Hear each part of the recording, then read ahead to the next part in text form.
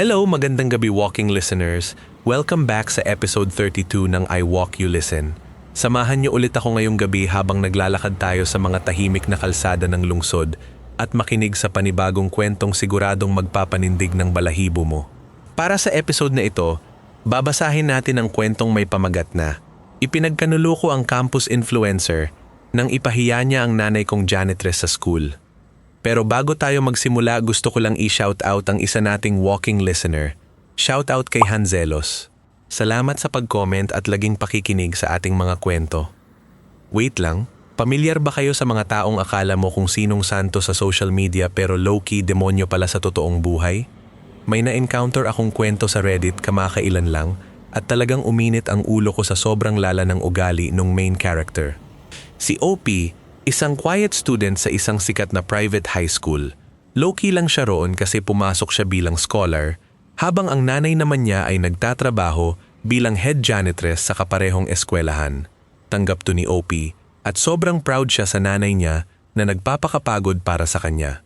Ang kalaban natin sa kwentong to ay si Juvie, ang sinasabing campus it girl at micro-influencer na may libo-libong followers sa TikTok. Perfect ang image ni Juvie online. Mabait, aesthetic, at parang advocate ng mental health.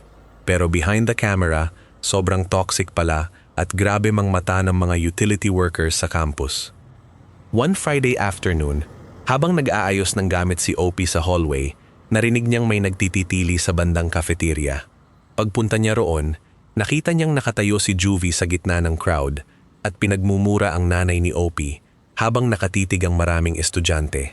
Nabuhos kasi ni Juvie ang sarili niyang iced coffee sa sapatos niya at agad niyang isinisi sa nanay ni OP na nagmamop lang naman sa tabi.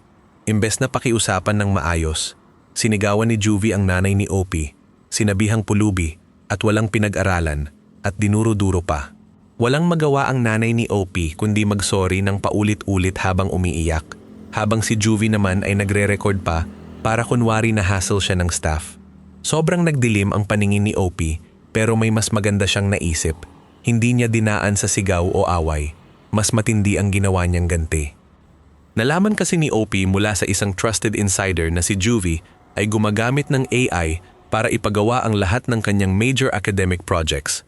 At may sikreto pa itong dummy account kung saan ipinagmamayabang niya kung paano siya nang aabuso ng mga tao para lang makakuha ng clout. Nung gabing yun, gamit ang isang anonymous account, inilabas ni OP ang buong resibo. Ang screen recording ng dummy account ni Juvie, ang chat logs kung paano niya minura ang nanay ni OP sa cafeteria, at ang ebidensya ng academic dishonesty niya. Hindi lang to nag-trend sa buong eskwelahan, umabot pa ito sa brand sponsors ni Juvie. Within 24 hours, na-drop si Juvie ng lahat ng endorsement deals niya, ipinatawag siya ng school administration para sa disciplinary action, at tuluyang nasira ang influencer career na matagal niyang inalagaan.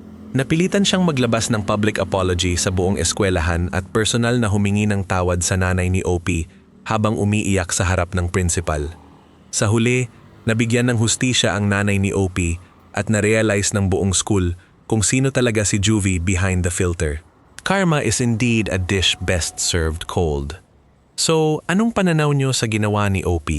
Hakbang ba to ng isang mabuting anak o medyo sobra ang naging ganti niya? I-drop nyo ang mga saloobin nyo sa comment section sa baba. Hanggang sa susunod na paglalakad natin, ingat kayo lagi.